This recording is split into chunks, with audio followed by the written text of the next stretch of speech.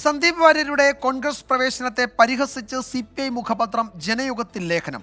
മണ്ണാർക്കാട് നിയമസഭാ സീറ്റ് കച്ചവട ചരക്കാക്കാൻ താല്പര്യമില്ലെന്ന് CPI തുറന്നു പറഞ്ഞതോടെയാണ് സന്ദീപ് വാര്യർ കോൺഗ്രസിൽ പോയതെന്നാണ് വിമർശനം.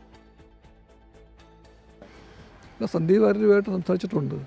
ആദ്യം പറഞ്ഞ വ്യവസ്ഥ ഇതാണ്: ആശയപരമായ മാറ്റമാണെങ്കിൽ സംസാരിക്കാം, ആശയപരമായ മാറ്റമാണെങ്കിൽ ഇത് കണ്ടീഷനായിരുന്നു.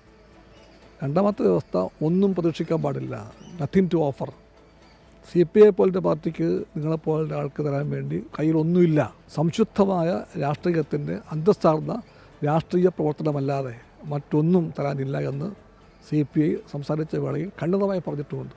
ഞാൻ ബിനോയ് വിശ്വത്തെ ഏറെ ബഹുമാനിക്കുന്നൊരു നേതാവാണ്.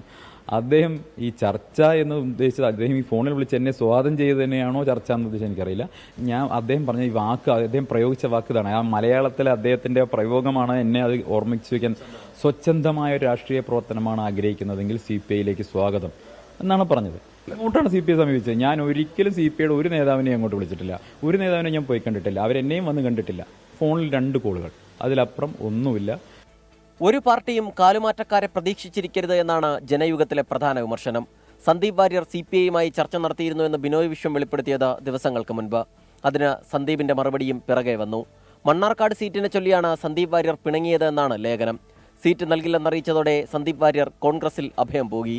CPIയുടെ എല്ലാ കാലത്തെയും നിലപാട് കാലുമാറ്റക്കാരെ സ്വീകരിക്കുന്നതല്ല എന്നും ജനയുഗം ലേഖനത്തിൽ പറയുന്നു. KV തോമസിന്റെ CPIM പ്രവേശനത്തെയും വിമർശിച്ചാണ് ഇക്കാര്യം ചൂണ്ടിക്കാട്ടിയത്.